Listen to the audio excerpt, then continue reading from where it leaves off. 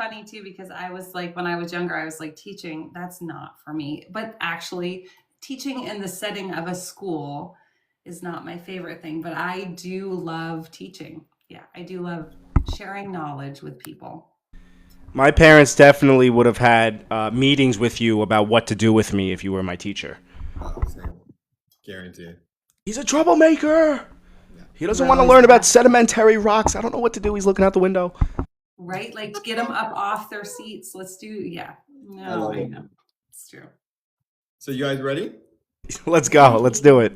All right. All right, ladies and gentlemen, boys and girls, welcome to Utility Unlocked. This is a show that every week we bring to you the research that we did throughout the week. Last 2 weeks ago, you guys voted on Stronghold. So we put our pen to paper, digits to keyboard, and we went into the bowels and depths of Stronghold and SHX, the token. As always, this is not a show that is designed to try to convince you guys to go out and FOMO in. It is simply a show that kind of shows you what we do when researching a project. It is hopefully here to inspire you to do the same and maybe add certain things, whatever works for you. So we're not paid actors, we're not paid informants. Nobody is telling us what to say. In fact, we're probably going to argue tonight, which is great because that's what the people want. And honestly, though, but for real, please do your due diligence. If you want to add anything to the conversation, there's this thing called chat bar. Please add into there. If you have any questions, write them down. I will write them down, and I'll ask Crypto Weewoo, who apparently is a whale. And maybe you are too, actually, which is interesting. I can't wait to hear what you guys have to say. I can't wait. This is going to be fantastic. So yeah, at the very end, we will do our debrief based on what we think. And then you guys can ask any questions you have. So hello. And at the very, very, very end, you'll be able to vote on the next week's project that you want us to research. Did I miss anything? Right. No, just thank you guys for being here. And FOMO in. Totally joking. I just wanted to see what came. Not NFA. Totally joking. All right, then. Let's take it away. All right, let's jump into it, which is the real world problem. As always, before we start talking about the ecosystem or the token, we have to understand what the actual system of the project is trying to improve. Because if we don't understand that, then we're never really going to understand why companies are trying to modernize or upgrade whatever it is that they are trying to upgrade. And honestly, we have addressed this problem before in the past with some other projects. But still, most people never really seem to think about payments. Most people are kind of just focused on the actual money itself. But behind every transaction, there is an entire system that's moving money around the world. And most of the world absolutely has no idea how old some of that infrastructure actually is. So when you swipe your debit card or you send money through a business, whether it's an invoice or you're transferring money between banks or anything like that, there is an entire settlement system that's actually operating in the background. And a lot of them today are still very slow, they're fragmented, and it's just pretty inefficient. Now, on the consumer side, people like you and me on retail, it may not always feel that way because we live in a world where the application itself makes it feel and look like it's instantaneous. So you open your bank account and you send money, and on your screen, it's going to tell you that the transaction is complete. But behind the scenes, that money is often still moving through multiple intermediaries, multiple systems, multiple ledgers, multiple banks. And in many situations, the actual final settlement of that transaction can take days, and it's inevitably just much longer than people actually realize because of what the application is actually showing us. Now, especially when we start to look at businesses or institutional transfers or ACH systems, that's where the conversation of how the system is running becomes very important, because the global financial system as it is, it's not built for that 24/7 digital world, right? A lot of these systems, they were designed before smartphones or blockchain systems, and a lot of the financial infrastructure today is basically layers on top of layers of upgrades. And they're kind of just stacked on top of that old system. They're basically just doing patchwork. And it's like, it's almost as if they're throwing Band-Aids on top of Band-Aids. Now, one of the biggest areas where these layers or these additions become very visible is in payments, because a lot of businesses care about payments. And I mean, every company in the world is depending on moving money, whether it's restaurants or banks or online stores or even fintechs. Every single one of them depend on financial coordination between each other. And that money, it has to move efficiently, securely, and compliantly, and hopefully quickly, because those delays in the payments can create massive problems for these businesses, right? When you're looking at a delay of a day or two, that may not sound like a big deal to us, but when you're looking at the enterprise scale of things, that delay can become an enormous risk. So you look at some of these corporations that are processing thousands or millions of transactions. If that settlement is delayed and it could take a day or two more days than expected, then it starts to affect things like liquidity, the treasury management, and the reconciliation, and inevitably the cash flow of that business. So this is one of the reasons that these businesses, they care about these settlement systems, because that cash flow is their survival. Now, another big issue that they are facing is fragmentation, and we could see the Atlantic Council and what the G20 is trying to do with fragmentation. But this is a really big concept that I want our audience to pay attention to, because the financial system, it's not one giant unified machine. There's many different systems that are trying to communicate with each other. We have all these different banks and all these different payment processors and all these different countries, all these different ledgers and different softwares. Those systems do not communicate with each other efficiently at all. So these businesses today, they end up relying on a lot of third parties, a lot of intermediaries to bridge the gap of these systems, which becomes very expensive for the business, because the cost of settlement and the settlement time and the operational friction when they do rely on these intermediaries can create problems for the businesses. And this is, as I said earlier, this is not a unique issue. We've covered this before, but this is one of the reasons why the fintech industry has exploded over the last decade, because these companies are realizing that there has to be a more efficient way to move value. So that's where this opportunity starts to kind of open up, where these fintechs are creating the infrastructure that the businesses can realistically use inside of regulated financial environments. And that's where we get a project like Stronghold, right? They're attempting to position themselves inside of this ecosystem, because they are trying to improve how the value is moving through these systems that the businesses are already using. And I think that this is one of the biggest opportunities in terms of fintechs, right? This is probably one of the biggest shifts for modern financial technology, because we're witnessing, I mean, you guys are researchers as well, we're witnessing these companies, how they want these financial services to be directly included into their own platforms, right? So they want payments, they want the banking, they want the settlement, they want the financial tools, they want those treasury systems, all of that to be integrated directly into their own applications instead of relying on these third-party intermediaries.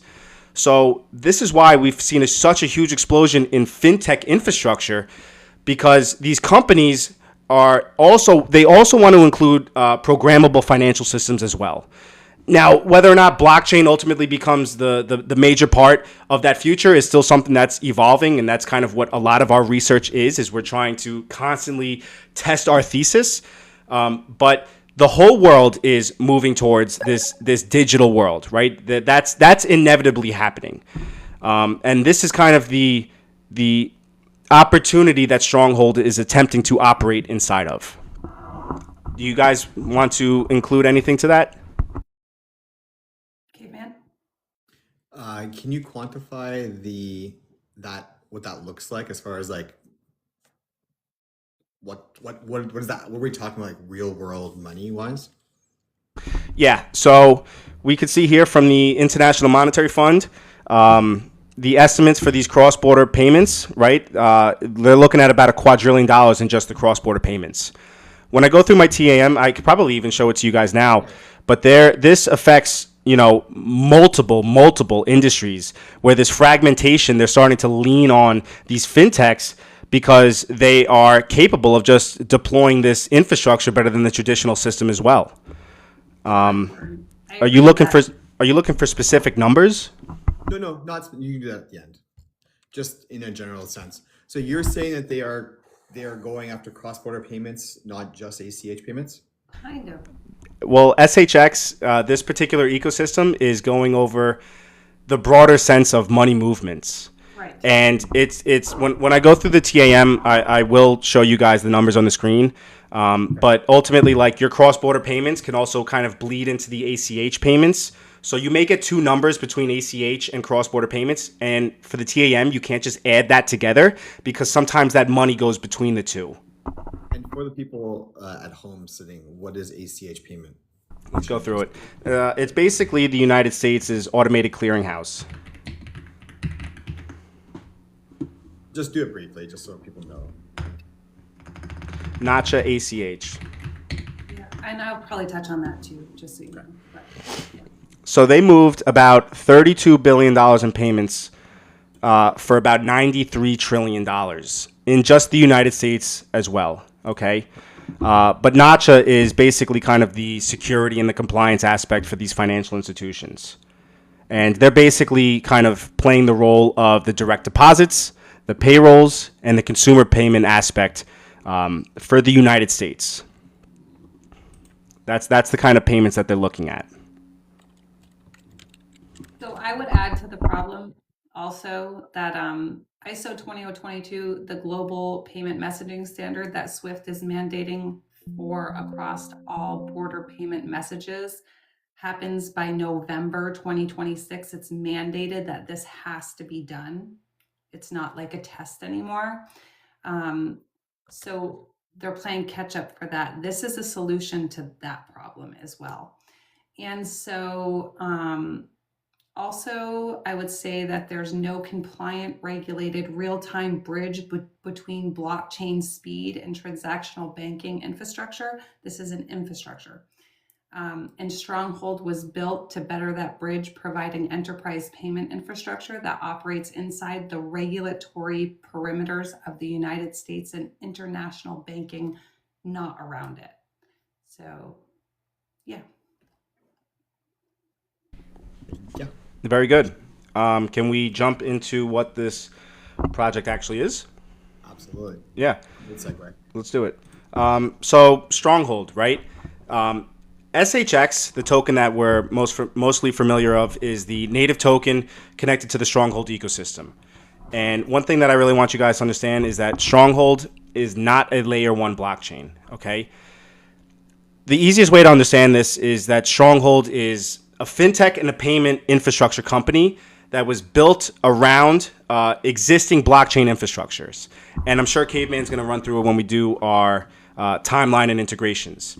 But back to the origins, Stronghold it's built within the Stellar ecosystem. It started with Ethereum, and then they migrated into the Stellar ecosystem, which means that a lot of the infrastructure and the payment systems are connected to these other blockchains.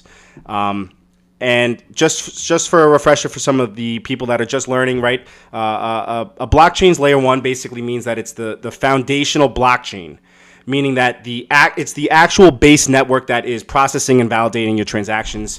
Your layer 1s are your Bitcoin, Ethereum, XRP, Stellar. Those are the actual networks themselves, but Stronghold isn't that. Stronghold is a company that's building payment and financial infrastructure on top of the blockchain environments. And this is really important to understand because these companies can build applications and financial tools on top of the blockchain systems that they can interconnect with one another through the interoperability protocols. But without going too technical, Stellar is kind of what the ecosystem that they're really built on top of. And Stellar uses something called the Stellar Consensus Protocol. And that's essentially the goal of that ecosystem is to kind of create faster transactions, lower cost payment coordinations, which is why a lot of payment companies are so focused on building in that ecosystem in the first place. Now, when we go into the SHX token itself, right? Historically, they are kind of trying to pay attention to the payment infrastructure, right? They're looking for business settlements and APIs and merchant systems and treasury. This is the ecosystem that Stronghold has kind of been positioning itself around, right? And the whole goal of this ecosystem is to help businesses move money more efficiently, okay? And another part that I think is really important to kind of discuss when we talk about this ecosystem is let me see if I can find it. It's Stronghold Net. Okay.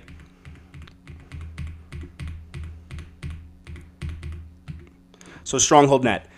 This is basically Stronghold's kind of overall infrastructure environment.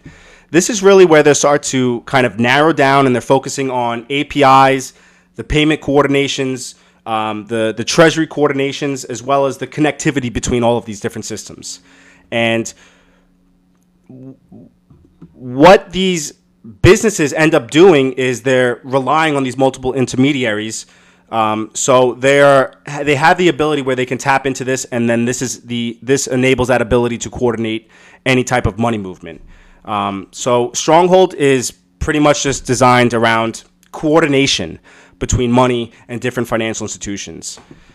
So as Caveman dives into the integrations and the adoption timeline, we'll start to see a lot of businesses in there. We'll see a lot of financial aspects to it. They're not really focused on retail or meme culture or anything like that. But I think that this is really a great project for us to focus on, because Stronghold has kind of always positioned itself and leaned more towards financial infrastructure rather than speculation.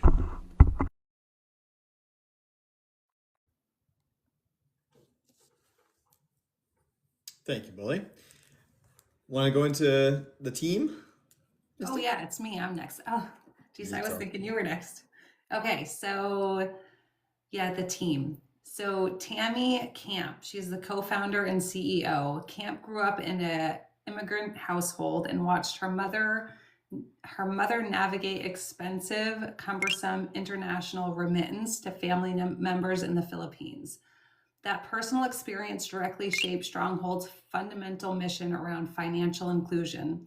The connection between the founder biography and the product purpose is usually direct and verifiable. Before founding Stronghold, Camp served as the first head of growth at Stellar, the open source payment platform founded by Ripple and co-founder Jed McCaleb. Within 4 months, she had grown the platform to 4 million users. This demonstrated both the demand for the accessible financial services and her capacity to scale networks rapidly under conditions of significant infrastructure constraint. Her professional background spans 500 startups, Speed Accelerator, NFX, venture funds focusing on network effects, and Walmart Labs. A combination of providing startup agility, institutional networking access, and large-scale customer product experience. She completed Harvard Business School executive education and was named Fortune Ledger's 40 Under 40. Pretty amazing lady. She's got 500. You said 500? Yeah, 500 startups. She's a powerhouse. She's like, this is probably someone that could, they are the glue to the success of a project, just based on how deeply integrated in and the knowledge and the broad industries that she's been involved with. I mean, that's probably someone as important as the other CEOs and some of these other top 50 projects that we typically research. I encourage everyone to go listen to her video on whatever the website's called. I forget now. Her video is fantastic. She's What is it, Caveman? on the video. So they have under the Meet the Teams. Oh, okay. There's a video over There's there. a video. Oh, that's really cool. It's very good. Yeah, I'll have to watch that. Really smart and very, very, very down to earth. Articulate. She's In March 2026, Camp represented Stronghold at the Digital Chamber of Commerce BC Blockchain Week, engaging directly with policymakers on digital asset regulation, FedNow standards, and the Clarity Act. This represents active regulatory engagement rather than receptive compliance, positioning Stronghold to benefit from the regulatory environment. We can go into regulation stuff too. Then we have Sean Bennett. He's the co-founder and CEO. Bennett's relationship with Stronghold's core technology predates the company itself. Within hours of Stellar's network going live, Bennett had launched his first anchor, the CoinEx Gateway, demonstrating. Are you going to go over any of this, Caveman? Okay. I hope I'm not like repeating stuff. Well, Okay. I will deduct if you do. Okay. All right. Is it wrong if I say that could be mother and son? Right. Or yeah, definitely could. Are they? They're not related though. Prior to Stellar, Bennett developed on the XRP ledger. The cross-ecosystem technical background expands Stronghold's unique position as infrastructure capable with both Stellar and XRP networks, an integration depth no external development team could replicate regardless of resources. His co-discovery of shared vision with Tammy Corp came through their Stellar work in 2014. Bennett led Stronghold's SOC 2 Type 2 certification process Q3 2022, the acquisition of the ISO 20022 labs, and the Alexander Bridge integration enabled cross-chain expansion in 25 to 26. The technical roadmap reflects systematic build-out of the compliance and interoperability infrastructure required to serve institutional clients. And then you have Fred how do you say it, guys? Go ahead. Stronglows. He's the board member. He co-founded the Bancorp Bank, one of the most significant fintechs enabling banks in the United States. He connected with Stronghold's first as an advisor, specifically helping establish the depository institution partnerships that gave Stronghold's payment rails their regulatory legitimacy. As this significance of Stronghold infrastructure became clear, he transitioned from an advisor to an investor. His presence on the board represents direct access to the traditional banking credibility and the institutional relationship that governs enterprise financial infrastructure. And I know there's more, but those are the three that I chose to focus mainly on because they played the biggest roles. But yeah, I would just say, like, to add, I'm not going to say their names, but if you look at their list of investors and advisors, you got SoFi, you got Square, you got a few guys from Bancorp, yeah, or women, I should say. You know, those are heavy players. yeah, definitely. So People see the potential, that's for sure, and not just like no name, you know. these are people who work with Deutsche Bank, JP Morgan. I mean, just scroll up a little bit, fully. Yeah, right there. You know, that's an effective list. So I will give them that for the people who are involved in this system, or not the system, but this ecosystem. Yeah, they definitely they're coming with merit for sure. This guy in the middle looks like he's my age. Matt Mickelwitz. Yeah. He looks like he could be a paper boy. Right? He probably is. No, I should not say that because he's probably like the smartest guy on the whole team, like running the whole thing. Yeah. What about tokenomics? Oh, my favorite part.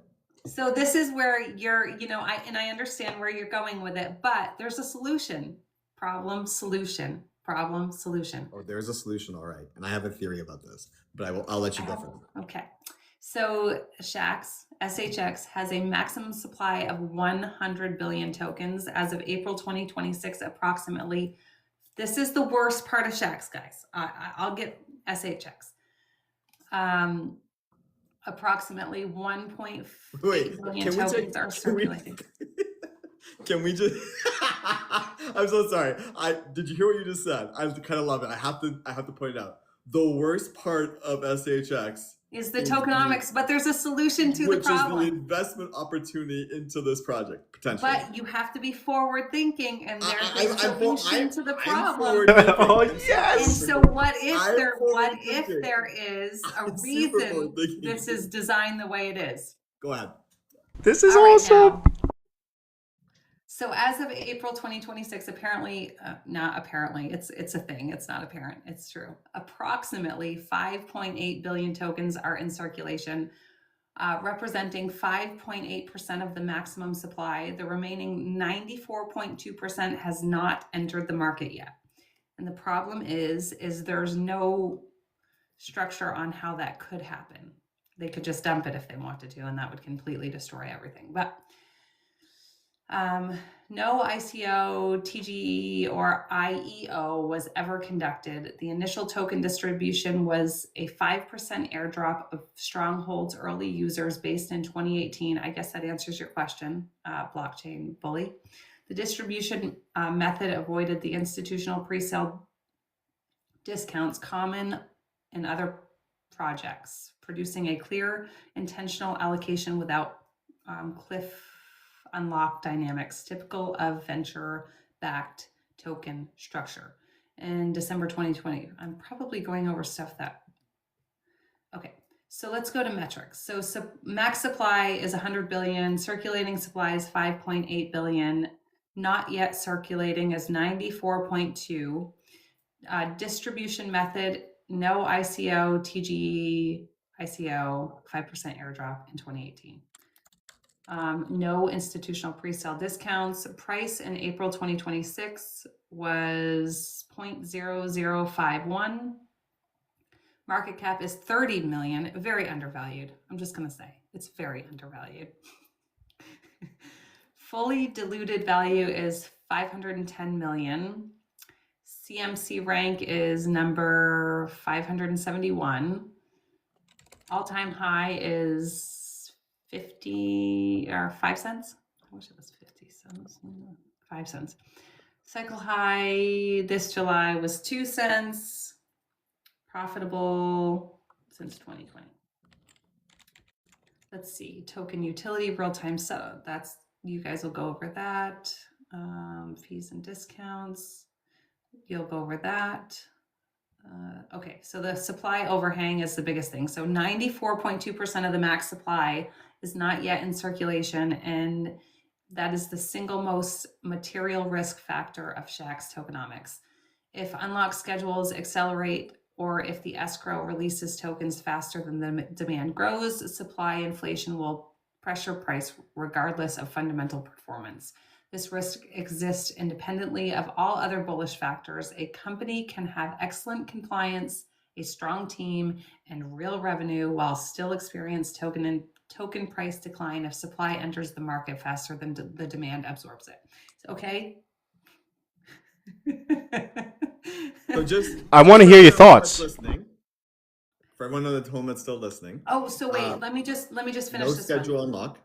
Let me just finish. So the December 2025 escrow strategy announcement represents the team's formal acknowledgement of this concern. This specific unlock schedule has not been made public. This warrants direct follow-up through governance channels and team communication before the significant position is the decision. The escrow strategy is the answer. The unlock timeline is the outstanding question. So we know there's a problem, and they're developing a solution. We don't know exactly what that solution is yet, so we'll have to come back to that, but what's 3? There are 3 problems. All right, well, that's the biggest one. Walk me through them, bro. What are you thinking? Let's hear it. Schedule unlock. Wait. Schedule unlock is a problem? No schedule unlock. We don't Yet. know. We don't know. We don't. Yeah. Well, as of 2020, May As 10th, of right now. 2026. I'm talking about right now in the here and now. Mm-hmm. For all our market cap friends out there, Mm-hmm. the amount of tokens that are currently could be in circulation tomorrow. Sure. And then 3, we're gonna get to this. But again, escrow I'll solves all the problems you just listed. That's what they're saying. We know these problems exist, and we're going to roll out something that is going to fix that. And if you have a problem with companies with escrow, there's a certain company I probably would not recommend you invest in because it's escrow and unlocks. But we got to wait and see, right? Like it's. Oh, we're gonna have a fun time tonight, boys and girls. Strap on your boots because it's gonna get good. Oh, I can't wait. All right, thank you. I really appreciate it. All right, let's go, mister. Your turn. I'm taking notes. Give me my pen and my paper. All right. Okay, so basically, guys, from 2017 to 2023, this token and company didn't exist, but technically it did. So I'm gonna start at 2017. 2017 strong. Sorry. I mean, you could really start in 2014 when Tammy met Sean. Okay, you want to go back? You want to go back to Ripple? Right. Okay. Yeah. Yes. Sorry, I apologize. The founders did meet, they meet at Stellar. Some worked at Ripple. They went to Stellar. They got together. Then they formed this thing. 2017. Stronghold launched during the big blockchain enterprise payments wave. Focus was on faster payments, banking infrastructure, crypto settled for businesses. Why? Well, banks are slow. Cross-border payments are expensive. Blockchain payments systems were becoming popular in 2017. So this was a solution. 2018, it was all about IBM and Stellar. Stronghold raised 3.3 million in seed funding in 2018, led by Freestyle Capital. Stronghold was launched. They launched their token SHX. People started talking immediately about SHX because of partnerships around IBM and Stellar ecosystem. Back then, maybe, or sometimes even maybe now, people thought if IBM is involved, blockchain banking adoption may become massive. And this gave SHX enterprise credibility, institutional narratives, fintech legitimacy. However, there's an important nuance. IBM explored many blockchain payment pilots during that time, but most did not become dominant global payment rails. So the narrative was huge and actual commercial scale was much smaller. But Stronghold was freaking early. I mean, in fact, they partnered with Prime Trust in 2018 during the launch of Stronghold USD, which was a dollar-backed stablecoin built on the Stellar network. By the end of 2019, the market had mostly moved from enterprise blockchain will change banking immediately to this may take many years, and if it happens at all. And the shift heavily impacted SHX valuation and the momentum. 2020 was the near collapse. The crypto market was weak. SHX liquidity and trading activity, they were tiny. It hit extremely low levels in late 20. Why? Well, in 2020, it was the year that the world started moving heavily towards digital payments, fintech, stablecoins, which supported Stronghold's vision. But SHX itself still retained or remained small. Adoption was still limited, and the token struggled to capture any major attention or value. In 2021, there was a massive speculation run. SHX exploded during the crypto bull market. It saw all-time highs, reaching roughly 6 or 7, depending on what you want to say. That's what the kids are saying. It pumped because of narratives around payment coins, Ripple and the XRP ecosystem, the Stellar ecosystem, low market cap speculation, and exchange listings. 2021 was basically the market rediscovered payment and banking crypto narratives. SHX already had the payment infrastructure story, IBM, Stellar, and a small cap speculation exploded onto the scene as far as narratives go. But most of the moves were still hype. It was not a massive real world adoption story. In 2022, SHX was breaking bad. Like most altcoins, SHX crashed extremely hard. They fell over 90% from highs. Crypto bear market came thanks to the kind folks at FTX, Celsius, and Terraform. On top of rising rates, speculative liquidity had all but dried up. And enterprise payment adoption, well, it was trying to boldly go where no man has gone before. And it wasn't all bad. Stronghold received major recognition. We'd already talked about it, not just for her, Tammy, but also it debuted on the Forbes Fintech 50 list in 2022. Forbes placed Stronghold alongside major fintech companies like Stripe, Plaid, and OpenSea. In 2023, it was the quiet rebuild phase. First, the launch of Stronghold Net, which crypto we've already talked about, basically merchant payments, financing, rewards, blockchain infrastructure, fintech tools. It effectively expanded their card processing, especially online payments, ACH transfers, checkout services, and virtual payment networks, and also DeFi-backed merchant financing. Stronghold was leaning heavily into the ISO 2022 compatibility and compliance, regulated payment infrastructure, and fintech interoperability. The company emphasized being 1 foot in traditional finance and 1 foot in blockchain, meaning 2023 was really the year Stronghold tried the transition from small speculative payment token, SHX, to the actual fintech payment infrastructure company, Stronghold. An important distinction. 2024 was the year of the ISO. SHX had a major rebound. Strong speculative rally, renewed payment narrative interest. And why? Well, because narratives returned around ISO 2022, tokenized payments, fintech infrastructure, and they acquired a business called, bless you, they acquired a business called 2022 Labs, whose sole purpose was to prep major institutions for the transition to ISO 2022. Back in 2021, Stronghold, I can see you in the chat, thank you for adding to this, they had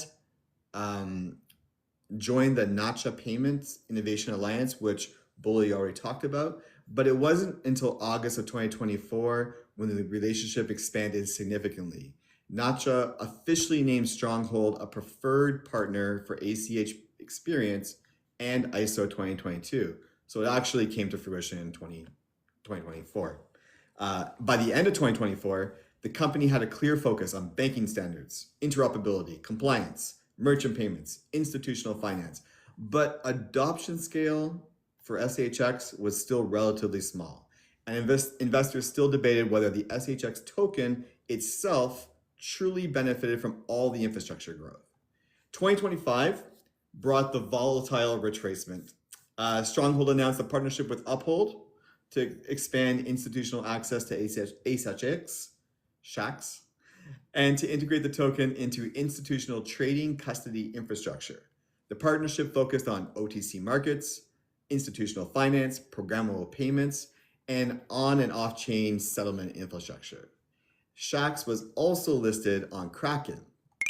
However, volatility remained high, and SHX retraced heavily after the run. Key issues, like many payment coins saw, the tech may work, but the value capture remains debated.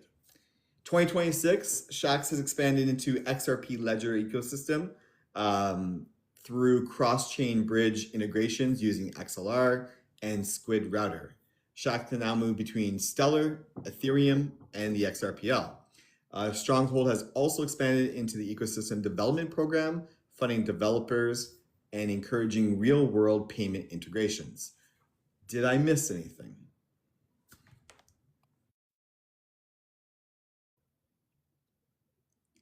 I don't think so. No, I don't think so. They do plan in their white papers. They do plan for RWAs for 2027, which I think is pretty cool. Smart contract governance as well as the multi-chain tooling. So there is a lot of kind of development. But I wonder, what do you guys think about them jumping into RWAs next year? Are they still early to kind of have a foot in that game?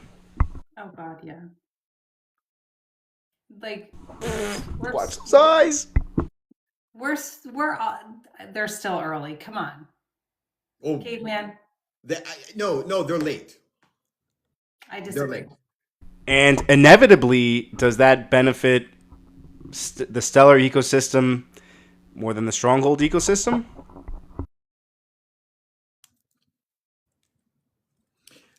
I have a theory, and I will totally give it to you guys at the end. I gotta know a little bit because I gotta start my like rebuttal here. What's your Okay, theory? okay, I'll just say it. Just kidding. 2026 is supposed to be the year of acquisitions. At least we were thinking that. Much like happens in like, if you go back to like the days of the internet when everything started to mold together. I think everyone will hopefully get saved and it will be acquired. That's what I think is going to happen with this project.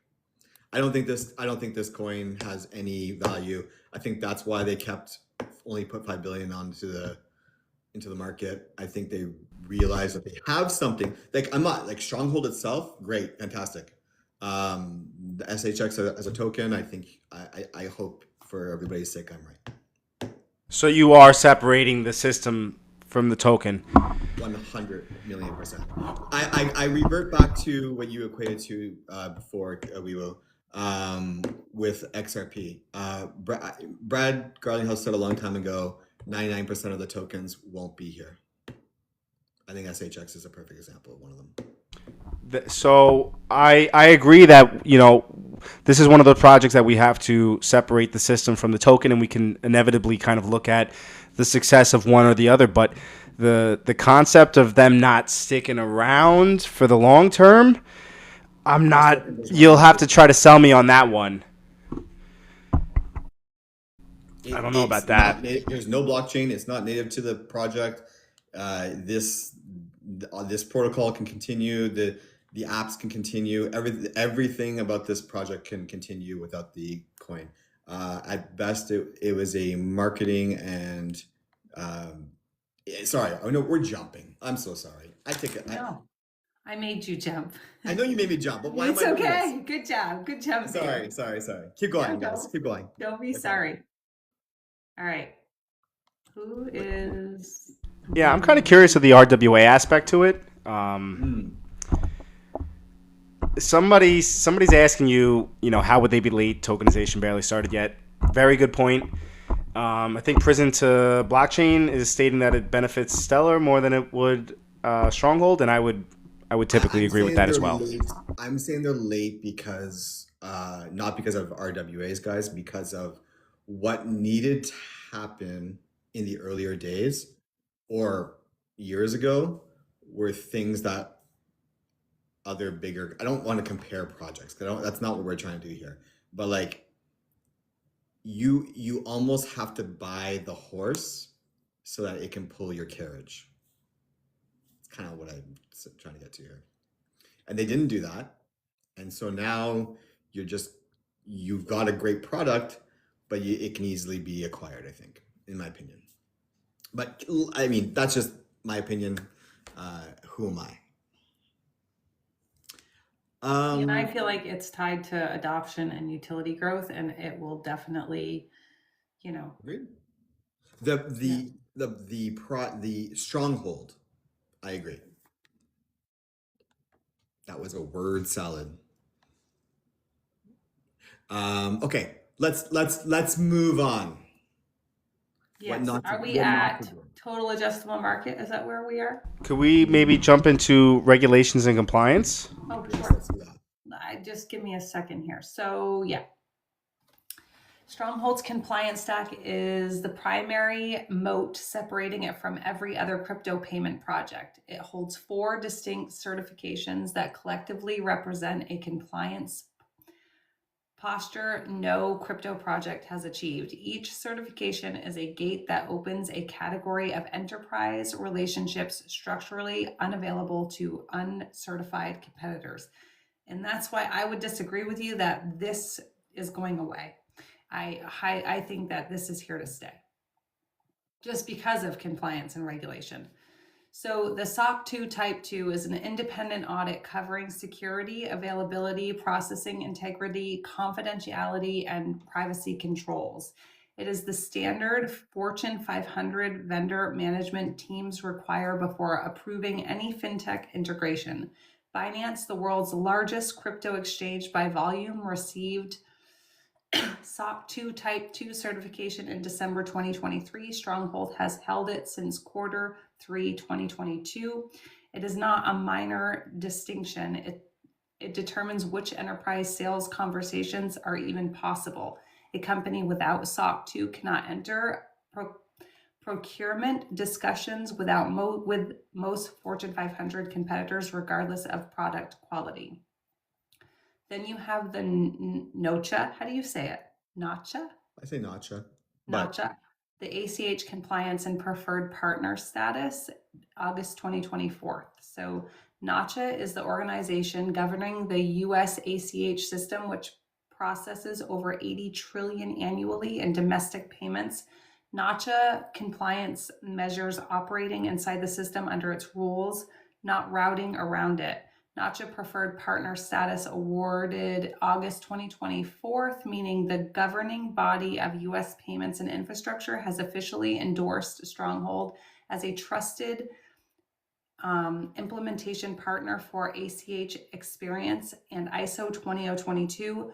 No other crypto project holds this distinction. This distinction matters because most crypto payment projects route around the ACS system, and Stronghold operates inside it with the governing body endorsement. ISO 20022 Labs acquisition.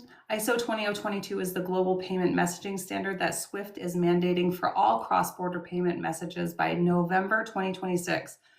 Stronghold acquired 20022 Labs, the company that helps organizations implement that standard. Competitors seeking ISO 20022 compliance may engage 20022 Labs as a vendor.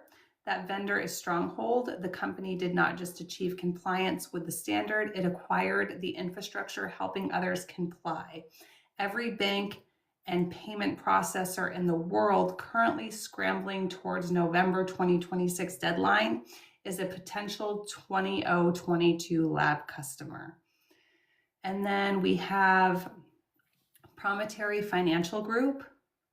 Promontory Financial Group is one of the most respected financial regulatory consultant firms globally, founded by the former U.S.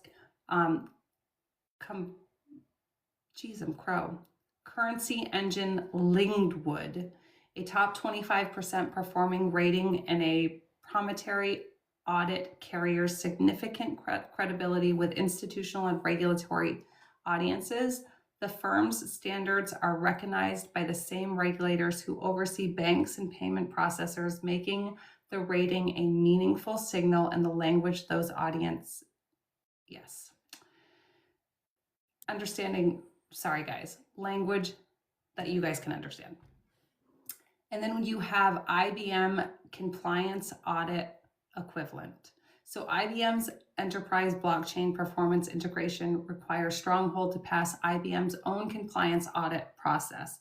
Equivalent to IBM's internal standards for trusted technology vendors, IBM as a client is not just a revenue relationship, it is a compliance validation. IBM's proclaimment standards for fintech vendors are among the most rigorous in enterprise technology. Do you want me to keep going? Because I got 3 more. So you got the Genius Act and Stablecoin Act, our advanced stablecoin legislation. You guys know what that is. I don't have to explain that to you. The FedNow instant payment launched in July 2023. Stronghold's ISO 20022 readiness was built specifically for the system requirements, meaning the infrastructure was ready for when FedNow went live. And then Tammy Camp's presence at DC Blockchain Week in March 2026 places Stronghold in the policy conversation rather than reacting to it. And that's what I have for compliance and regulation. Okay, so can we I'm going to ask you to do something if it's okay with you. Yeah, sure. Can you talk to me about a few things? So I got the IBM, I got your FedNow. I understand uh, the things that we talk about all the time. What happened at the beginning? What are the couple things just so we just touch on it so I know about compliancy? So the Uh, SOC 2 Type 2 is yeah. an independent audit company. Okay. And then you have the NACHA, which is the ACH compliance. And then you have the ISO 20022 lab acquisition. And then the Promontory Financial Group, Promit, Promit, I can't say the word. So we'll just call it the financial group. Okay. And then we have the IBM compliance audit. So that's, or equivalent. And So I think, with all these audits, my question to you is why won't they release any information? I mean, Are they and I know required because to? no, because it's a privately held company. I understand that, but like at the same time, if you expect people to get on board, this is where I'm like, what is the use case? I know you can't answer that question. right. I'm just saying like, what is your use case? What are you are we using this? Like because there's a lot of things stacking up that are like, whoa, like, am I just supposed to say I'm gonna read like a headline and say, okay, well, IBM is obviously auditing it, so it must be fine. And that's my problem. That's where it also loses me with these type of narratives. So Well, I think for many of the projects that we tend to focus on, they are not retail focused. And, you even see it with Stellar and Ripple and Hedera. They're still in a building phase out. Now, a company like SHX, yeah, you know what? They're not that big. Their acquisitions are not big names like, entities that are moving hundreds of trillions of dollars. But that build out phase is happening. Now, in terms of the openness aspect to it, that just inevitably comes down to your research.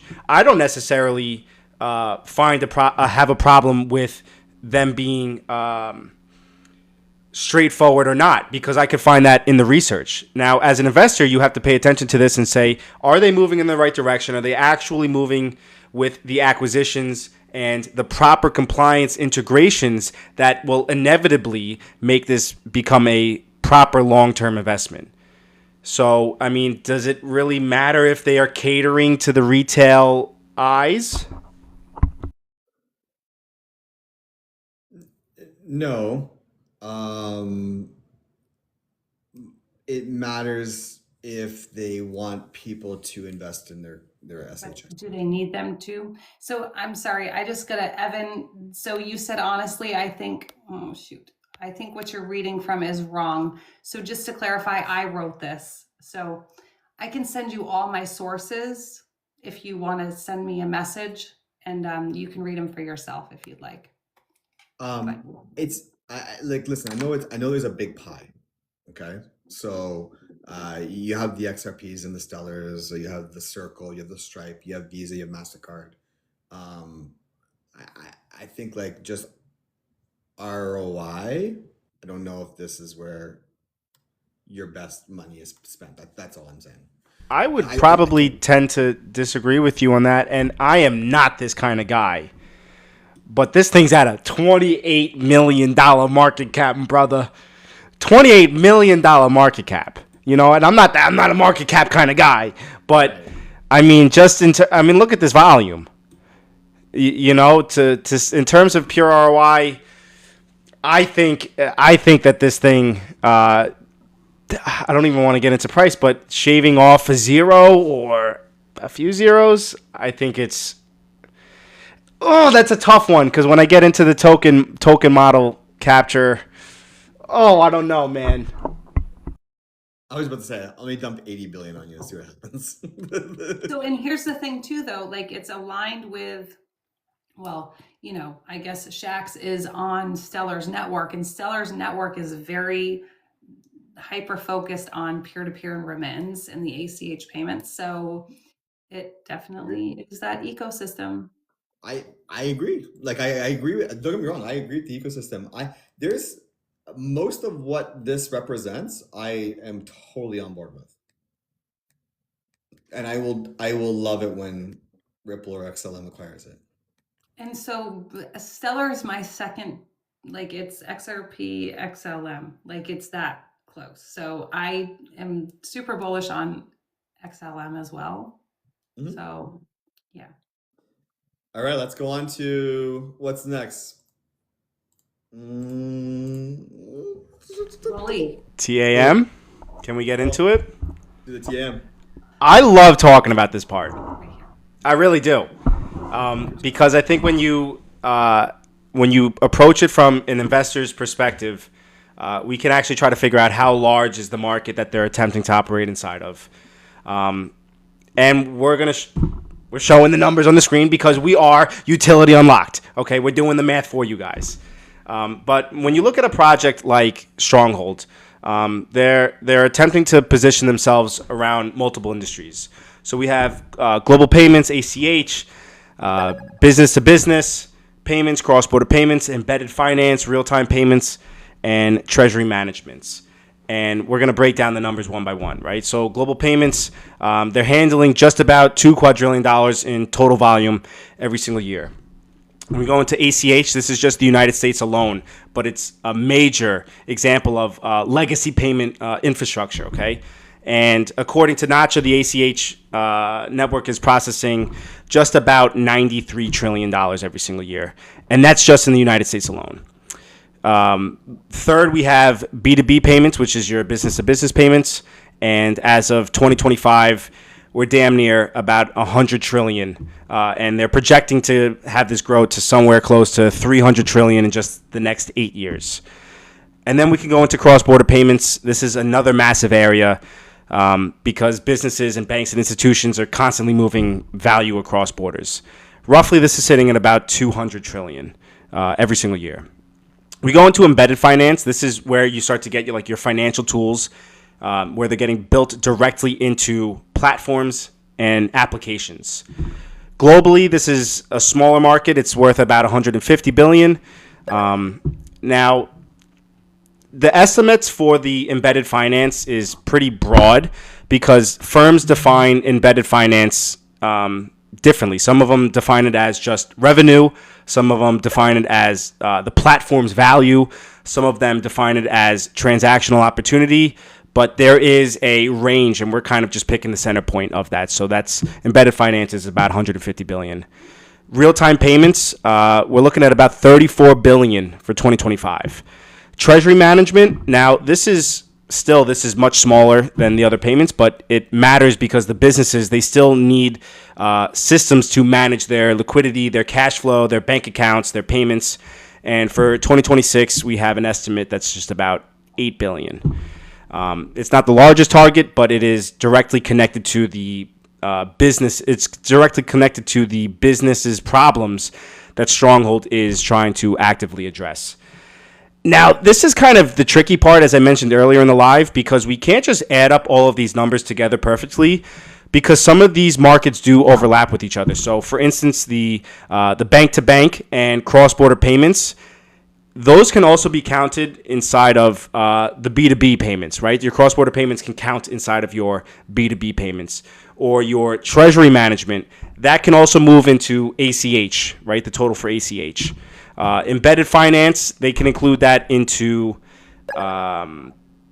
the global payments. So, from my research, what I see is it's kind of operating around overlapping payments that collectively are touching each other, and we're probably going to say the TAM is well over $100 trillion. In annual money, right? That's the money that's actually moving globally. Potentially, it could grow to hundreds of trillions of dollars when you do include cross-border payments and B2B. Now, I'm going to try to be blunt with you guys because just because this market is massive, it does not automatically mean that the company is going to capture the market share of this. You know, there is a lot of competitors out there that are targeting the same kind of opportunities out here.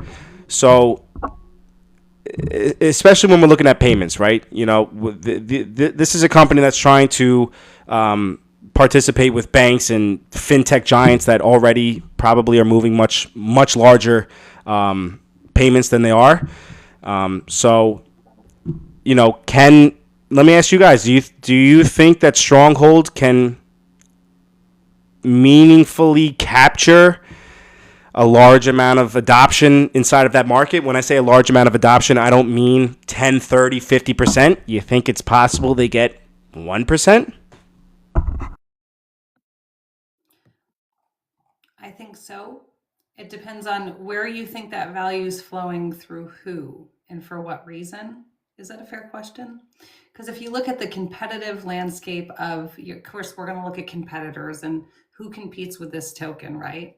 And some of those competitors are competing for some of the things that you said, but not really though, because if you put Shax where it belongs in its own lane, what value is it going to capture doing its purpose and its job when you take out competitors? Does that make sense?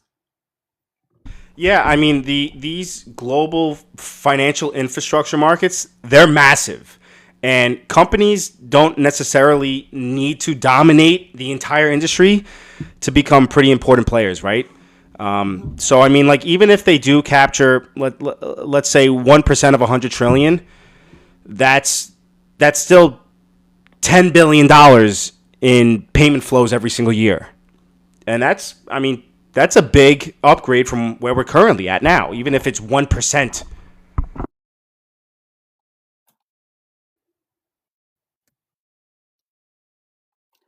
Caveman, what's that smug little face? What are you thinking over there, sweetheart?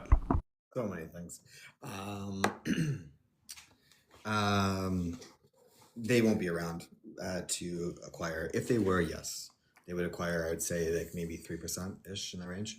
Um, in that range, 1 to 3%.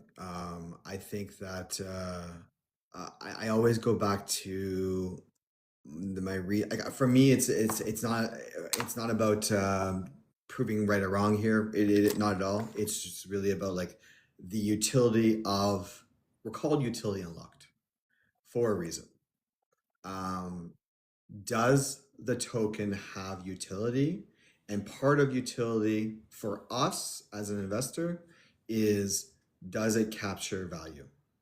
Well, The that's answer is that's the that's best. the answer. This is honestly, I really love getting into this part on every episode because this is, as investors, this matters to us. You know, you could see Sure. $1 trillion moving over an ecosystem and the price does nothing. And I think that we should have more education of the token value capture model.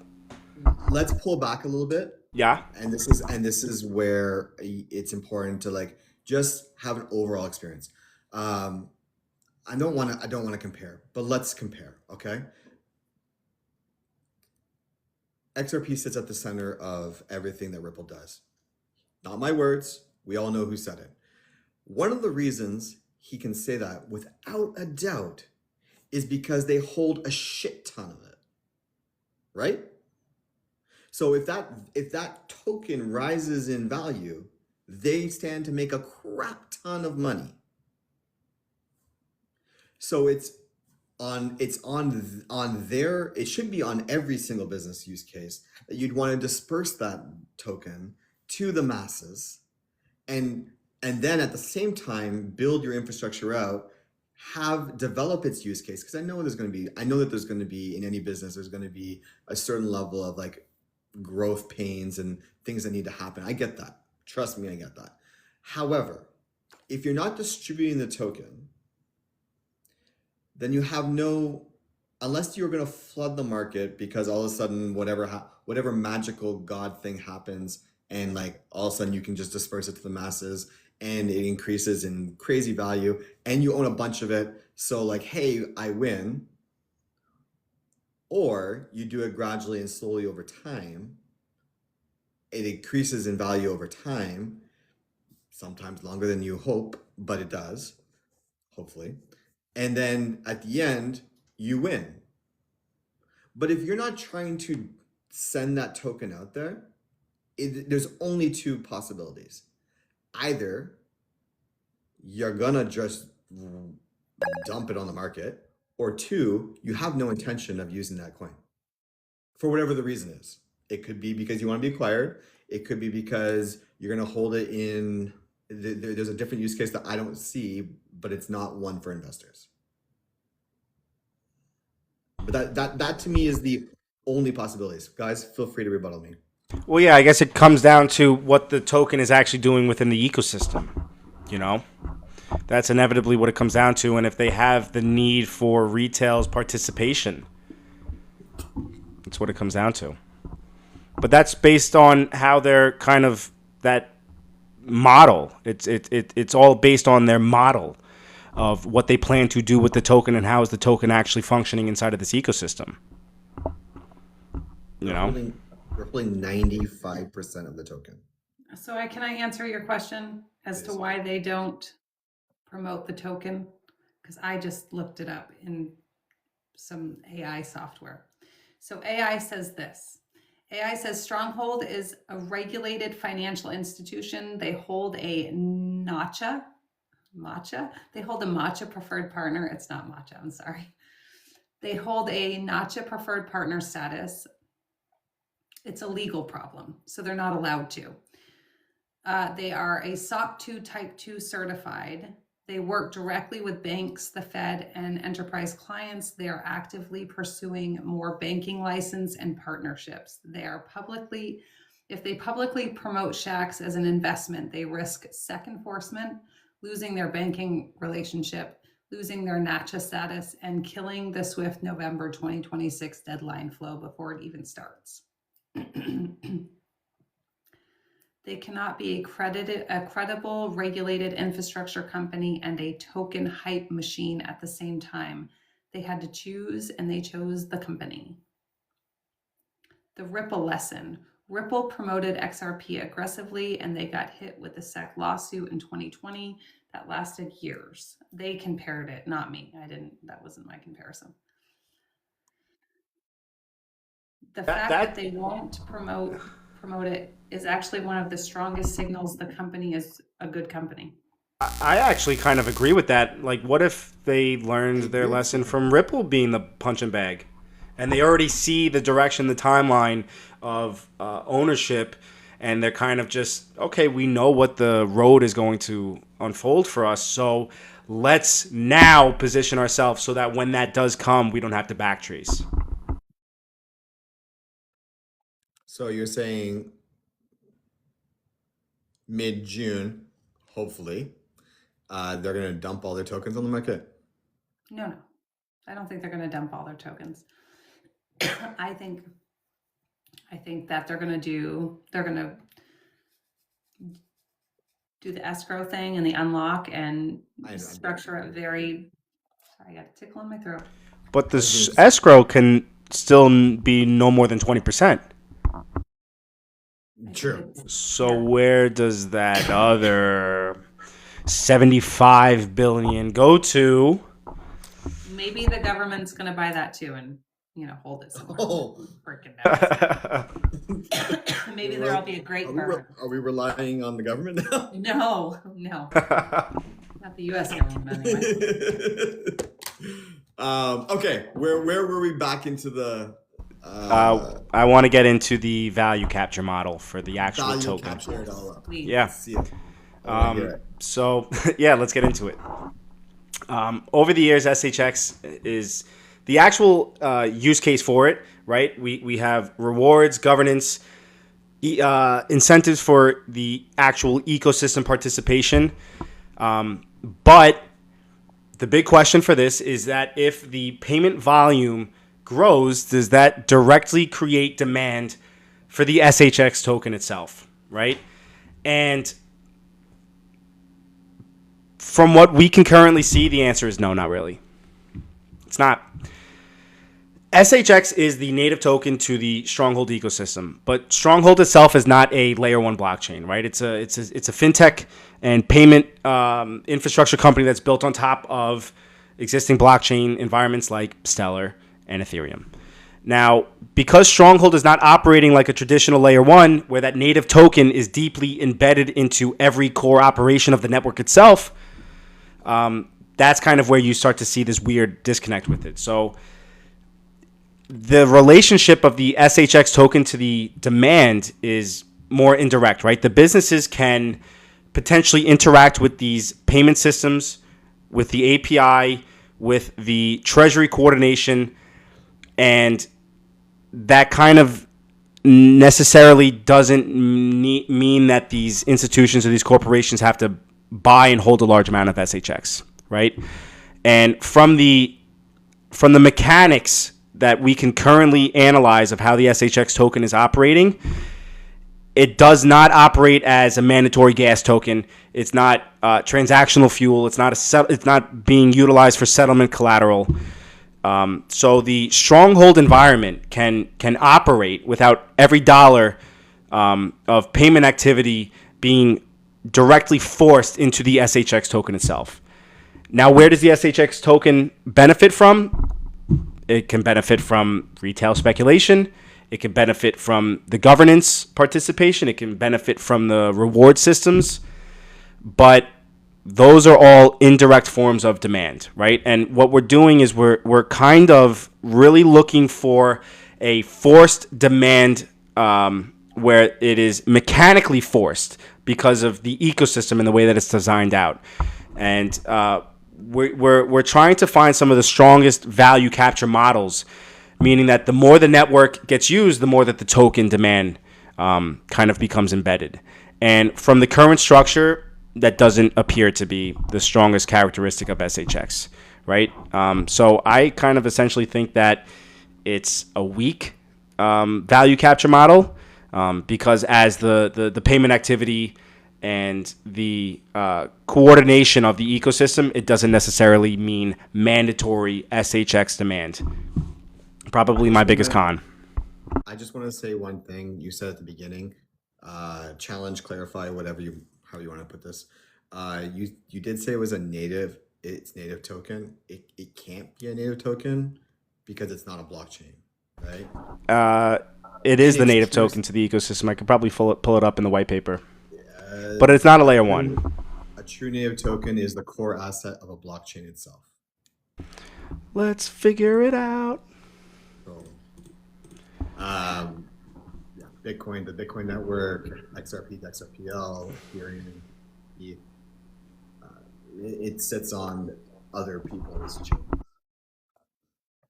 So do you know what Shax is the most closely taught, like as far as how value is captured? Do you know which token it very closely resembles?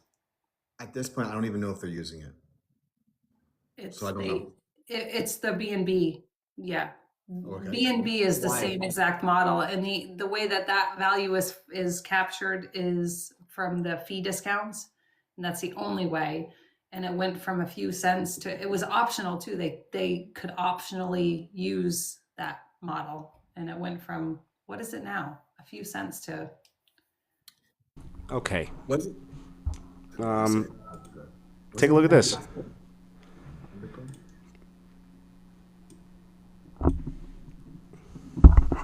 Can't read it. What does it say, Billy? What is SHX coin? SHX is Stronghold's native token. The Stronghold token, SHX, is the digital asset designed to operate within the Stronghold ecosystem, leveraging the Stellar blockchain for secure and efficient solutions. So, native token.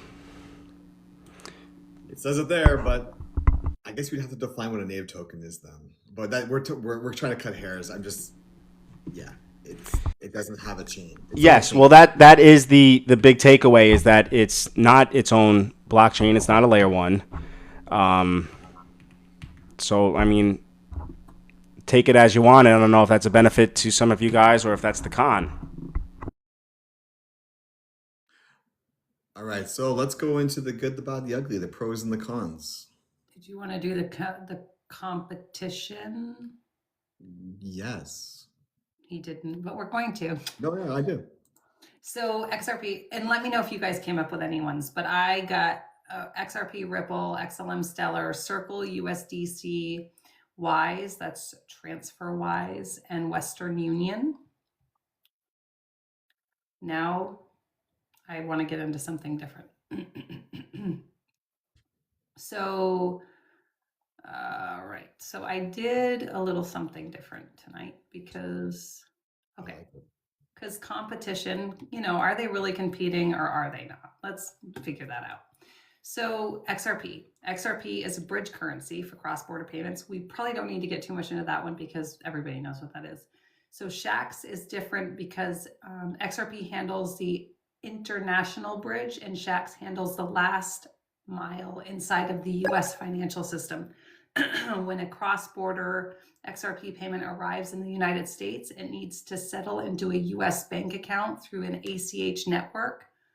That's 80 trillion plus domestic payment rail governed by the NACHA. So XRP cannot do that final layer. So it's not competing with XRP. Okay. And then we have XLM. Stellar is an open source blockchain network designed for fast, low cost global payments and financial inclusion. It supports tokenization of assets, cross-border payments, and provides the base layer for financial product in emerging markets. So what does SHX do different? Stellar is the open payment rail, the highway. SHX is the on-ramp, toll booth, and compliance checkpoint. Stronghold adds the merchant compliance layer, the ACH connectivity, and the NACHA certification, the SOC 2 type, number 2 security, and banking relationships. So definitely not competition there. It's complementing. And then Circle. Circle issues the USDC, the second largest stablecoin market in the stablecoin by market cap. So SHX does not issue a stablecoin. SHX is the payment rail that moves dollar value, including the USDC, through the compliant US banking infrastructure where a company wants USDC to settle into the real US bank account via ACH. So again, not competing, complementing. And then we have Wise, formerly Transwire, a consumer and SMB focused international money transfer platform. It uses peer-to-peer matching model to offer low-cost FX transactions between individuals and small business. So what does SHX do differently? SHX does not serve customers directly. It provides the APIs and infrastructure that companies use to build payment products, including the kind of product Wise is. If a startup wants to build a competitor to Wise, they use SHX infrastructure to power it. SHX's customers are developers, enterprises, payroll platforms, and financial institutions, not individuals. So again, complementing it. And then we have Western Union. Western Union is a 170-year-old financial service company operating in the world's largest cash-based remittance network. So SHX is a digital infrastructure with zero physical overhead. It operates via APIs, blockchain rails, and ACH connectivity and banking relationships, not agent location. SHX costs are variable and near zero per transactions at scale. Western Union's costs are structural, lease payments, agent commissions, hash handling, and fund infrastructure embedded. So SHX charges fractions of what Western Union charges because its cost structure is fundamentally different. So that is definitely a competitor, but it kind of wins that race. And so I don't know if you guys know this. I don't know if we went over this, but Ripple invested in Stronghold in 2018 when Stronghold launched its first FDIC insured stablecoin on Stellar. So if they were competing or in any way worried, they clearly didn't seem to be then. Yeah. XRP function as the international bridge currency, and SHX handles the NACHA compliant ACH dollar transfers. So again, I really don't see it going anywhere. Like, I feel like this is going to be around for the long haul. Oh, and do you know where it's integrated? Tell us. I gotta go back because I don't like to forget anything. Integrations include, it's very big in Japan, and that's what like made me like notice it originally. But so United States, Japan, and globally with the ISO 20022. But JPYC partners Japan's first regulated yen-pegged stablecoin. Yep. Japan payment market 9 trillion. Stronghold is compliant where most Western crypto companies haven't attempted entry. Okay, that's it. That's all I got. Wow. Thank you. Appreciate you always. All right. What do you got for the good, the bad, the ugly, guys? They're connected to huge industries. You know, that's a big pro. They have survived, whether you like it or not. They have survived multiple cycles. Someone had mentioned if they have a burn mechanism, and they do. I don't think we covered that, but they do. And the market that they're focusing on is huge. The cons to it, I don't like the value capture model. It's not its own blockchain. The businesses don't necessarily need the token, so that forced demand mechanism is not there.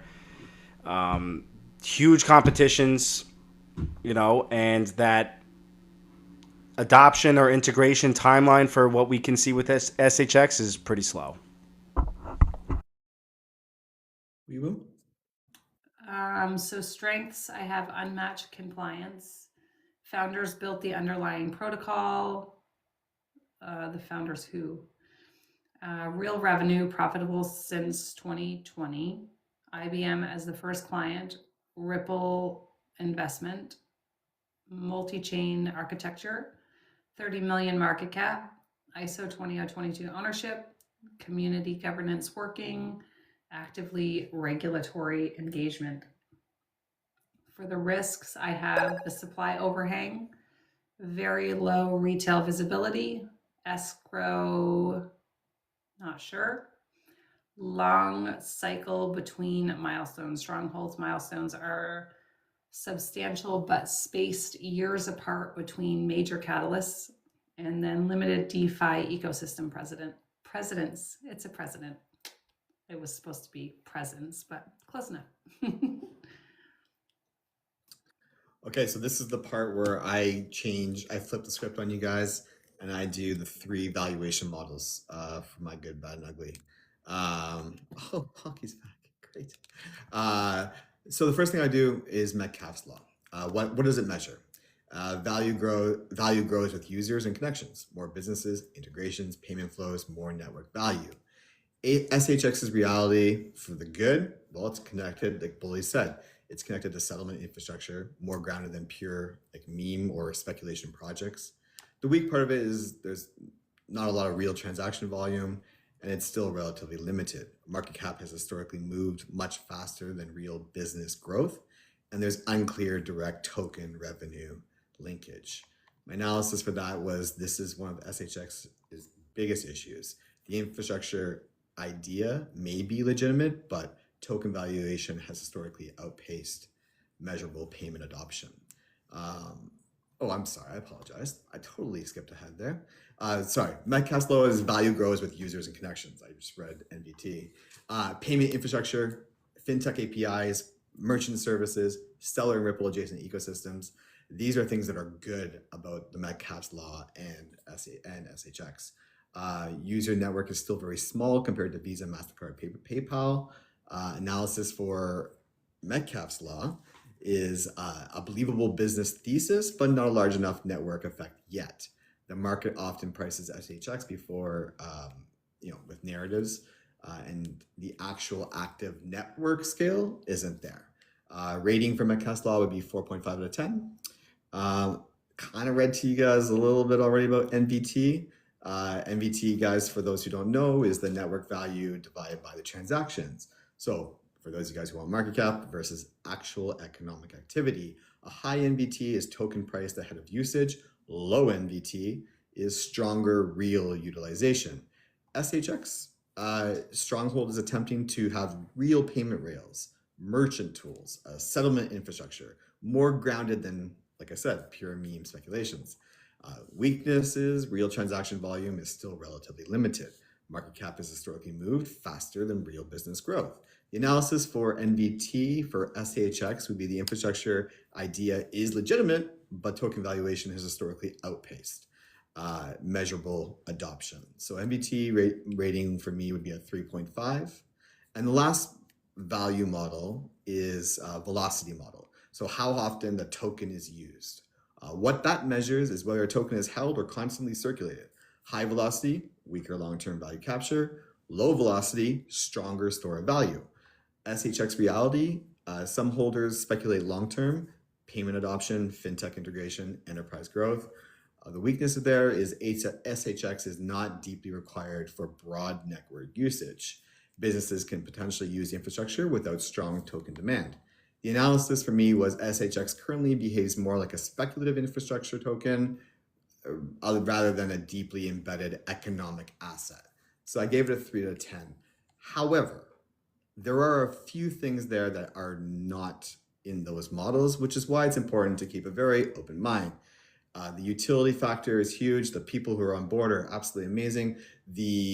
What problem it is trying to solve is also something that I value a lot personally, as someone who wants to invest in projects like this.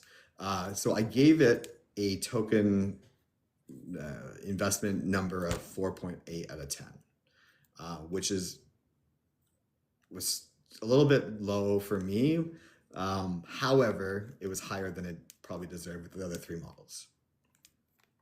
I was losing my mind there for a minute when I heard 3. I mean, it's not being used. I can't tell you anything more than that. It really isn't being used.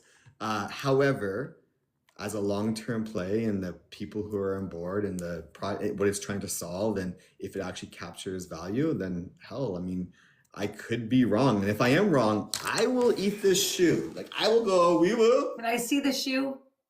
Okay, screenshot it. Oh, somebody's going to put something funny there instead of a shoe. Oh, no! But yeah, so like, yeah, I don't mind being wrong in this one because these are all things that I personally hold with high value with what it's trying to solve. However, just as it stands right now in its infrastructure, bully, stop laughing. I know what you're laughing at. I can't help it. That was crazy. But yeah, so I mean, it is what it is. Right now, So, this is right what was your final score? I say it one more time. 4.8. Well, 4.8. Okay, I thought it was lower than that. All right. It Bully, would what be you want? lower. It would be lower, but because of the other factors, I brought it up.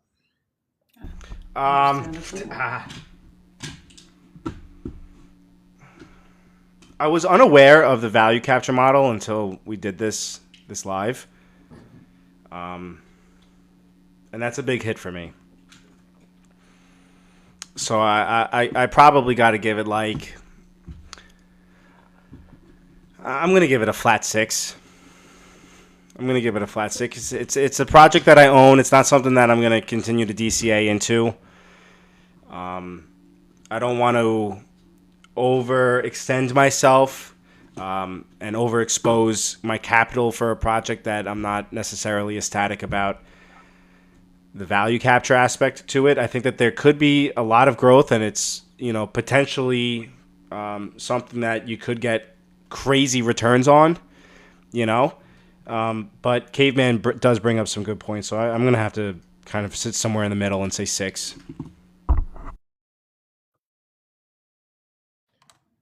We will. I am at a 7.2. And the only reason my score is that low because technology compliance team, yeah, the total adjustable market is at a 9 out of 10. So that's actually good for me. So tokenomics and adoption. So tokenomics for me is a 4 out of 10, but that can change. That can change very quickly as soon as this escrow thing gets cleared up and all that, and the unlock happens, that's going to be okay. And then adoption, of course, but I'm not worried about that either because I can see where that's going. So Yeah, I mean, for me, like with any project, the use case is there. They have utility. The compliance, the regulations, absolutely out of the ballpark. The issue that I tend to find is the integration and adoption. That's kind of the metrics that I'm not profound with. I mean, I look forward, vice versa. I look forward to the moment where you're like, hey, caveman, how the hell did you know they were going to be acquired? That's so crazy. Who do you think? Do you think it's going to be Stellar? That's kind of like, hey, Come here. One of the two. Do you think it's going to be Stellar? One of the two. One of the two. Or Ethereum? No. Oh, no. Stellar or XRP for sure. Ripple. But Ripple or Stellar. Yeah. Sorry, not XRP. Yeah. Ripple or Stellar. I would lean more towards Stellar myself as well, but it's yeah. It's interesting, like just as like a side note for people, it's interesting that they left Ripple. It's interesting, really. Judd left for reasons that had. It's weird that they left. I'm such a conspiracy theorist. What's his face left? I forget the guy's name now. What's his name again? The main guy? Jeb McCaleb? No. Arthur. Stronghold, the project we're currently talking about. Sean? The son. Sean. Okay, so it's interesting that he would leave with Jed for purist reasons, and then right from there spin off to do this, which is literally where Ripple was headed. So does it not seem more strange to you that Ripple just strange? That's all I'm saying. Ripple was designed to do one thing, and then people who worked for Ripple saw a problem that Ripple couldn't solve, so they left and started another thing that solved that problem, and then from there we had another branch up. They didn't want to be corporate. They didn't want to. I mean, Jed just didn't want to sell his soul, quote unquote. Isn't it ironic though that they all solve different problems and they work together? Like they don't like each other, but they all work together. And we're watching theaters. The drama, right? The drama. This one's gonna win and that one's gonna win when they're all like integrated and working together and complementing each other. To me, it's interesting. I've got a few questions for you guys. Oh boy. This is welcome to the I Hope show. I hope I can answer it. I mean, we could always look it up if you don't know. This comes from Caveman Fantasy. You don't count. Next. That's not fair. You had a whole week to figure out a question. Just get your fingers ready. What do you have to say to the comment that I made earlier in the show regarding 99% of the coins still won't be here when all is said and done? Do you think this applies to, do you guys, not me? Sorry. Do you guys feel that this could apply to this project, or specifically SHX, the token? That they're going to get rid of it? Do you think that the coin is necessary, is really what I'm asking. I think the coin is... Oh, wait. Do I think it's necessary? I mean, no, it's not necessary. 7.2 goes down to... Bro, the glasses. I mean, it depends. You gotta do the white around the thing, though. Like, it broke and you're taping it up. I like it. It depends on the use case. Governance, rewards... depending on what it's used for, but no, necessarily not for the use cases it's targeting. Do I think that it's going to go anywhere though? No, I don't. And like I said, if you look at BNB and how they modeled their token, it's exactly the same. And what is BNB now? Because it went from a few cents to what it is now. So let's see what it is. I mean, we're not talking about BNB. We're I'm just talking saying, about. it's similar. We got to compare something, right? It's not Answer like your own apples and damn oranges. question. Hell no. That's my. I've It's already answered that. $658. That's what it is. Please B&B. don't give that hopium. Oh, no. I'm not saying, and hear me out. I don't even know the tokenomics of BNB. I'd have to, it is, the value capture is actually very similar. Yeah, I have a BNB question. model is very different, apparently. What Yeah, what go do ahead. what do they do when they can only abide by the 20% escrow? Where does the rest go? Yeah, they would have to do like a burn, I would think, right? What would they do? What would they do? Big question. I don't even know. And they have lots of time apparently too. I don't really even know how to find an answer for that. Like flood the market? Okay, on to the next question. And this is from the chat. Is it connected to the Fed? And I know this is a question that people have been asking. I already know the answer, but I'll ask you guys that question. Is it connected? It's connected to the Fed? Is SHX the token, I guess therefore Stronghold, connected to the Fed? I'm gonna have to say the token no. Let's. I don't think so. I mean, I don't think so. Well, okay, I looked it up as well, and the answer was no. However, Prison of Blockchain, down in chat for people who are watching on YouTube, says that yes with FedNow. Yes, FedNow. It is connected to FedNow.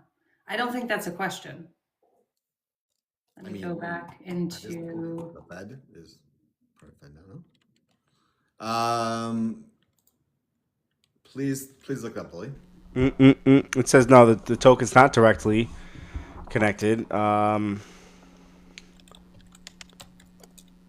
So some proponents is suggesting a direct connection between SHX and FedNow, but there's no. Sorry. That's right. You're right. Yep. No evidence that the Federal Reserve has integrated or approved SHX for use on its own network. So it's ready for FedNow though. FedNow is a payment service for banks and credit unions to transfer funds. It does not involve crypto digital currencies right now. It's positioned as a compliant infrastructure layer. And to answer Evan's question, Binance, the fee discount model is what I was referring to. That structure is the same as SHX. They never required their, people to use it. They did, and that's where a lot of the model is the same. Okay. Yes, the business and token are separate, but Lauren, I did look up a Stronghold connected to FedNow, and it's saying no. So, okay. Is the token designed to capture value from usage growth? No. Okay. I mean, I think it'll grow with usage, but Is it designed? I mean, that doesn't necessarily look, if the ecosystem participation grows, then sure. Rewards, governance, things like that. But if you're looking at like pure payment interjections, then no. The system can thrive without the need of the token. right. Okay. Last question, unless you guys have anything else in chat. The question was, does SHX have a burn mechanism? Yes. It does. It's through the governance aspect to it. And Do we know? is pretty insignificant. Okay. I would think. Let me go back to my notes on the tokenomics and see what I had for that. I have a ton of notes. So let's see. So 70% of the merchant cash advance, that fee is burned. So it does have a deflationary aspect to it, but it is through this merchant cash advanced. Well, there we have it, boys and girls. Another one in the bank. Oh, I'm sorry. I'm not even showing my screen. Yeah. Okay. So it is through this merchant cash advanced, and the fee reduction is coming through the governance rules. Perfect. Thank you, Bully. Thank you, Weibo. I apologize for this being a little contentious today. I felt a little spicy after being on a break for 2 weeks. I liked it. 2 weeks ago, you guys did say I was going to hate this project. So, I mean, you kind of set us up for that. And out of curiosity, I wasn't wondering, actually, both of you guys said this 2 weeks ago. What conclusions do I draw from this answer? Is it connected to the Fed? No. Is the token designed to capture value from usage? No. Does SHX have a burn mechanism? Yes. I mean, for me, it just solidifies, and even the burn mechanism is nominal, right? At best. So a little bit deflationary, tiny bit, but it's not really being used. I think you kind of know where I stand on this one. For me, this is not a project that I would invest in, not in its current state. If it changes, fantastic. But until then, it's a no for me. And again, it's touching all the things that I normally love. So I hopefully I hope that I am right, because my friend here is invested in it, and I want her to do well, as I want all of you guys to do well. And so if And there's I'm a whale. So I Don't mean, forget even if about it does, me. like 50 cents, you know? oh, sorry, I want you to do well as well. I want everyone to do well. However, in this particular project, we're gonna have an offline conversation. This was the nice version of me. So I'm okay. It's one of those that I can foresee things happening and things coming that definitely don't present themselves right now. But for whatever reason, It's a you good point, know, Evan. there's a few tokens in this space that don't make sense to me and why I love them so much. And I just have to say it's intuition, because this is one of them.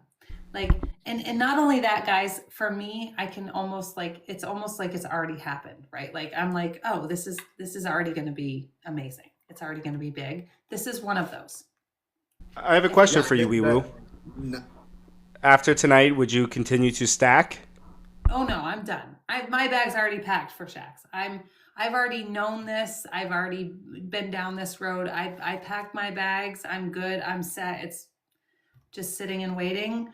It's not one that I'm DCAing in, because I'm already done. Yeah. If you were, are you currently? I'm gonna ask you a question. Sorry. Mhm. Are you currently in profit? With that, since 2018. Yep. Okay. So if you were talking to a newbie, I would still say it's a good investment. okay. Absolutely. I mean, not that I'm giving financial advice, No, no, and no, no. you do you. Like we just did a shit ton asking of you a question. research, and Yeah. you've got two people. One who is like, yeah, I own some, whatever. We'll see where it goes. One who's like, I will never own any, and one who's like, I'm a whale and I'm good. So I will say that the market cap where it's at right now is not where it's a good, for me, it's a good investment, even for now.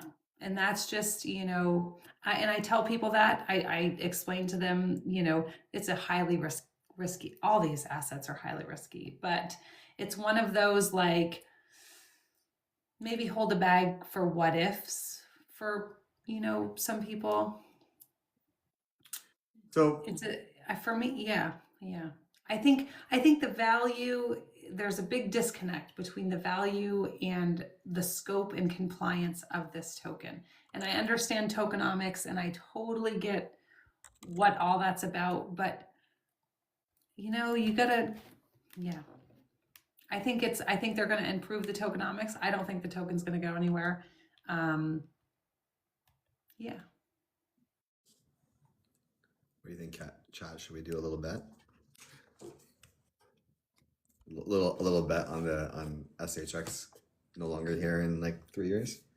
No longer here in 3 years because they're acquired or because the company because goes they're under? acquired. Oh, okay. I won't disagree with that. Yeah. I Oh, mean, okay. I think they're going to be around. They may be acquired, they may For sure. be acquired by somebody, but absorbed by, Absorbed. but I don't think they're going to be I'm totally gone by any means. I wouldn't do that. It's very, yeah. Prison, you can chat with me later if you like. Let's go to the point, the part of the show that everybody gets to participate in. So if you've been quiet down there, now is your time. Every week, contrary to what Chat was saying earlier, we're not cooked because we didn't choose Stronghold. You did. And next week you're going to choose, or this week you're going to choose next week's project that we're going to research and talk about.